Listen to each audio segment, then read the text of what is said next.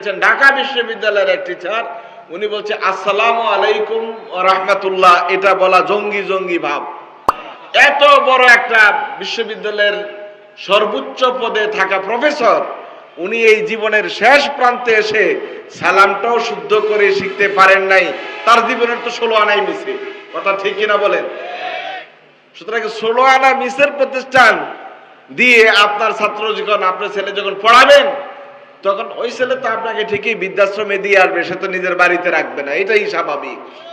বন্ধ করি না একটা ছেলে কোরআনে হাফেজ হোক, আমি বলছি না ডাক্তার হবে না, ইঞ্জিনিয়ার হবে না, আমি বলছি আগে কোরআনে হাফেজ হবে, তারপর ডাক্তার হবে। আগে কোরআনের নূর তার ভিতরে যাবে, সে ইঞ্জিনিয়ার হবে। বড় বড় যত উলামায়ে কেরাম আগে ছিলেন, ইঞ্জিনিয়ার বলেন, ডাক্তার বলেন, ইবনে সিনার কথা বলেন, ওমর খাইয়ামের কথা বলেন, অথবা আপনারা আল জাবর আল মুকাবেলার লেখক জাবির ইবনে হাইয়ানের কথা বলেন, তারা তো সবাই কোরআনের হাফেজ ছিলেন। দ্বীনি এলেমটা না দিয়ে আমরা যেটা দেই, আমাদের দেশে জ্ঞান চর্চার ধারাগুলোকে বিভক্ত করে ফেলা হয়েছে। একটা হলো মাদ্রাসা শিক্ষা, একটা স্কুলের শিক্ষা, আর একটা হলো আবার কওমি ধারা শিক্ষা। এই শিক্ষা তো রাসূল সাল্লাল্লাহু আলাইহি সাল্লামের দারুল আরকামে ছিল না। দারুল আরকামের শিক্ষানীতি ছিল একটাই, আল্লাহর পরিচয় লাভ করা। কথা ঠিক কিনা বলেন? তো আমাদের দেশে বড় বড় ইঞ্জিনিয়ার হয়ে যায়, ডাক্তার হয়ে যায়, বড় পদের লোক হয়ে যায়, কিন্তু তারা আল্লাহ তাআলা সম্পর্কে ন্যূনতম জ্ঞান রাখে না। এরকম লোক আছে না নাই? আপনারা গত কিছুদিন আগে দেখেছেন ঢাকা বিশ্ববিদ্যালয়ের এক টিচার, উনি বলছে আসসালামু আলাইকুম ওয়া রাহমাতুল্লাহ, এটা বলা জঙ্গি জঙ্গি ভাব। কারণ উনি বলছেন কিভাবে বলতে হবে, আসসালামু আলাইকুম, সালাম আলাইকুম, ওনার সালাম হলো সালাম আলাইকুম, এটা হলো সালাম। উনি এটাই শিখেছে। এটা কি সালাম না সালামকে বিকৃত করা? এত বড় একটা বিশ্ববিদ্যালয়ের সর্বোচ্চ পদে থাকা প্রফেসর, উনি এই জীবনের শেষ প্রান্তে এসে সালামটাও শুদ্ধ করে শিখতে পারেন নাই। তার জীবনের তো 16 আনাই মিছে, কথা ঠিক কিনা বলেন? সুতরাং 16 আনা মিসের প্রতিষ্ঠান দিয়ে আপনার ছাত্র যখন, আপনার ছেলে যখন পড়াবেন, তখন ওই ছেলে তো আপনাকে ঠিকই বৃদ্ধাশ্রমে দিয়ে আসবে, সে তো নিজের বাড়িতে রাখবে না, এটাই স্বাভাবিক। আল্লাহ সুবহানাহু ওয়া তাআলা কোন ইলমের কথা বলছেন? ইলম যা পৃথিবীতে দেখেন, physics, chemistry, biology, math, ocean science, aeronautical engineering, যত ধরনের পড়া আছে, বায়োলজি, মাইক্রোবায়োলজি, এই সব কিছুর পিছনে জ্ঞানের আধার হলেন কে? আল্লাহ সুবহানাহু ওয়া তাআলা। কি সন্দেহ আছে নাকি? জোরে বলতে পারলেন না?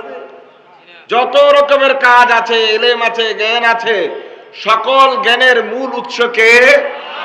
ফাওকা কুল্লি জি ইলমিন আলিম। যত জ্ঞানী আছে, সব জ্ঞানীর উপরে এক মহাজ্ঞানী হলেন আল্লাহ সুবহানাহু ওয়া তাআলা। দুনিয়ায় যা ইলম এসেছে, মানুষ যা শিখেছে, সব কিছুর পিছনে দয়া, রহমত কার? আল্লাহ সুবহানাহু ওয়া তাআলা। আল্লাহ সুবহানাহু ওয়া তাআলা কোরআনুল কারীমে বলছেন, সমস্ত নবীদেরকে আমি ইলম শিখিয়েছি। আপনারা যত নবীদের জীবনী পড়বেন, কোন নবীদের উস্তাদের কথা কি বলতে পারবেন? নবী মুহাম্মদ রাসূলুল্লাহ সাল্লাল্লাহু আলাইহি ওয়াসাল্লাম কোন মাদ্রাসায় পড়েছেন? কোন ইউনিভার্সিটিতে পড়েছেন? মুসা আলাইহিস সালাতু ওয়াস সালাম কোন মাদ্রাসায় পড়েছেন?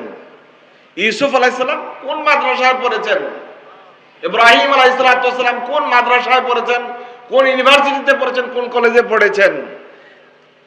আম্বিয়া আলাইহিমুস সালাতু ওয়াস সালামের সকলের ইলম সরাসরি আল্লাহ প্রদত্ত। ওয়া আতাইনা মিন লাদুনকা ইলমা। আল্লাহ বলেন আমি নিজে তাদেরকে ইলম শিখিয়েছি। ডাইরেক্ট আল্লাহ সুবহানাহু ওয়া তাআলা শিখিয়েছেন।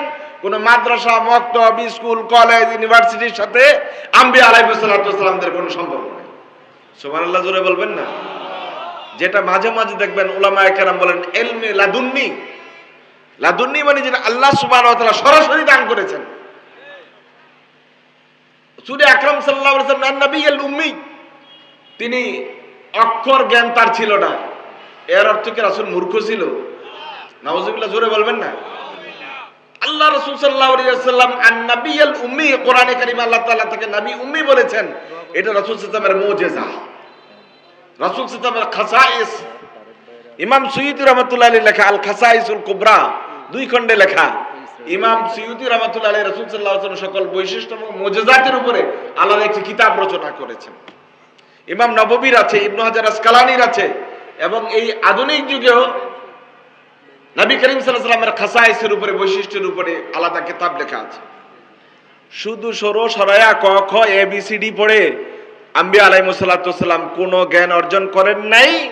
সরাসরি তাদের জ্ঞানের উৎসকে আল্লাহ সুবহানাহু ওয়া তাআলা, ওয়া আতাইনা মিন লাদুন্না ইলমা, আমি আল্লাহ সুবহানাহু ওয়া তাআলা তাদেরকে ইলম দান করেছি। আর ওই জ্ঞানের বাহক হচ্ছে আল কোরআনুল কারীম।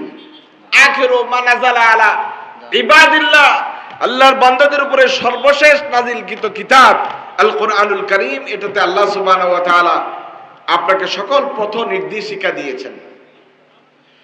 আল্লাহ সুবহানাহু ওয়া তাআলা বলেন, ওয়া আল্লামা আদামাল আসমাআ কুল্লাহা সুম্মা আরাদাহুম আলাল মালাইকা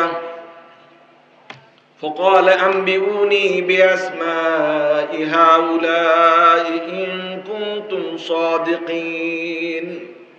ইরশাদ হচ্ছে আল্লাহ সুবহানাহু ওয়া তাআলা আদম আলাইহিস সালাতু ওয়াস সালামকে সব বিষয়ের নাম শেখালেন। সুম্মা আরাদাহুম আলাল মালাইকা, অতঃপর তিনি ফেরেশতাদের সামনে তাকে উপস্থাপন করলেন। ফাকাল আনবিউনি বিআসমাই হাউলা, তখন আল্লাহ সুবহানাহু ওয়া তাআলা ফেরেশতাদেরকে বললেন, এই বস্তুগুলির বস্তু নিচয়ের নামগুলি তোমরা বলে দাও। ইন কুনতুম সাদিকিন, যদি তোমরা সত্যিকার অর্থে জেনে থাকো তাহলে বলে দাও। আমরা এই আয়াতের কথা শুনি, যদি সময় থাকে তারপর পরে আয়াতের কথা শুনব। এখন খেয়াল করে দেখেন তো, হযরতে আদম আলাইহিস সালাতু ওয়াস সালামের শিক্ষক কে? আল্লাহ বলেন আল্লামা আদম আল আসমাআ কুল্লাহা, আমি নিজে আদমকে সকল জিনিসের নাম শিখিয়ে দিয়েছি। আদম আলাইহিস সালাম যখন পৃথিবীতে আসছিলেন তখন তো কোনো ইউনিভার্সিটি ছিল না, মানুষ ছিল, মানুষই ছিল না। তো আল্লাহ সুবহানাহু ওয়া তাআলা তাকে দুনিয়া নয় আখিরাতে, লৌহে মাহফুজে আর আখিরাতে আল্লাহ সুবহানাহু ওয়া তাআলা রূহের জগতে হযরত আদম আলাইহিস সালাতু ওয়াস সালামকে শিক্ষা সম্পন্ন করেছেন, তারপর দুনিয়ায় প্রেরণ করেছেন। আল্লাহ সুবহানাহু ওয়া তাআলা বলছেন আল আসমাআ কুল্লাহা, আসমা এটা ইসিমের বহুবচন, ইসিম মানে নাম, বিশেষ্য। এরপর আল্লাহ সুবহানাহু ওয়া তাআলা কুল্লাহা বলেছেন। যদি আসমা শুধু বলতেন তাহলে সকল নাম বুঝায়, এটা এমনি বহুবচন। এরপর আল্লাহ সুবহানাহু ওয়া তাআলা বলছেন কুল্লাহা, যত রকমের নাম হতে পারে সকল নাম আমি আদমকে শিখিয়ে দিয়েছি। সুবহানাল্লাহ, জোরে বলবেন না? না বুঝলে না বলাই ভালো।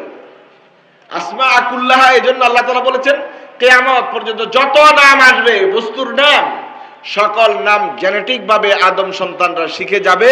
আল্লাহ সুবহানাহু ওয়া তাআলা এগুলো আগেই আদমকে শিখিয়ে দিয়েছেন। কোথায় কম্পিউটার ছিল, চিপ ছিল, ক্যামেরা ছিল, এই যে শব্দগুলো এগুলি কি আগে ব্যবহৃত হয়েছে? আজ থেকে 20 বছর আগে আপনারা কি ওয়াইফাই বলতে কিছু বুঝতেন? কোন ওয়েব বলতে কিছু বুঝতেন? ইথারের এই সমস্ত ওয়েবের উঠানামার কথা জানতেন? কিছুই জানতেন না, বিজ্ঞানীরাও জানতো না। যখনই কিছু আবিষ্কার হয়ে গেল তার নতুন একটা নাম বিজ্ঞানীরা দিয়ে দিলেন, এবং এই নামগুলো দেওয়ার পিছনে, জানার পিছনে আল্লাহ তাআলা বলেন আমি আদমকে নিজে শিখিয়ে দিয়েছি।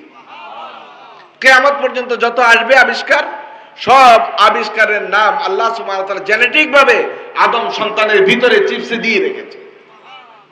আপনারা যারা মেডিকেলের ছাত্র তারা দেখবেন মেডিকেলের জন্য একটা আলাদা অভিধান আছে, শুধু ওই টার্মগুলো মেডিকেলে ব্যবহার করা হয়। আবার যারা ইঞ্জিনিয়ারিং পড়েন, ইঞ্জিনিয়ারিং কিছু টার্ম আছে, এটা ইঞ্জিনিয়ারিং এ ব্যবহার করা হয়। কিছু গণিতের সূত্র আছে, ওখানে ব্যবহার করা হয়। এটাকে আমরা আরবিতে বলি ইস্তেলাহাত, মানে বিভিন্ন রকমের যেটা প্রচলিত বিষয়, এটার একটা সংজ্ঞা আছে, বিভিন্ন সাবজেক্টের সংজ্ঞা আছে। এগুলোর জন্য আলাদা আলাদা বিশাল বিশাল অভিধান রচনা হয়েছে। তাহলে এতগুলো নাম আল্লাহ সুবহানাহু ওয়া তাআলা হাজার হাজার বছর আগে আলমে আরওয়াতেই হযরত আদম আলাইহিস সালাতু ওয়াস সালামকে শিখিয়ে দিয়েছেন। আল্লাহ বলেন আসমা কুল্লাহা। আদম আলাইহিস সালাতু ওয়াস সালামের এই সম্মান বিরল সম্মান। অগণিত ফেরেশতাদের সামনে আল্লাহ সুবহানাহু ওয়া তাআলা আদম আলাইহিস সালাতু ওয়াস সালামের এই সম্মানের বিষয়টি পার্থক্য করেছেন জানা এবং না জানা দিয়ে। আদম আলাইহিস সালাম জ্ঞানী আর ফেরেশতারা জানেন না, এই দুজনের পার্থক্য হলো এই। আল্লাহ সুবহানাহু ওয়া তাআলা এজন্য ফেরেশতাদেরকে বলছিলেন আম্বিউনি বিআসমাই হাউলা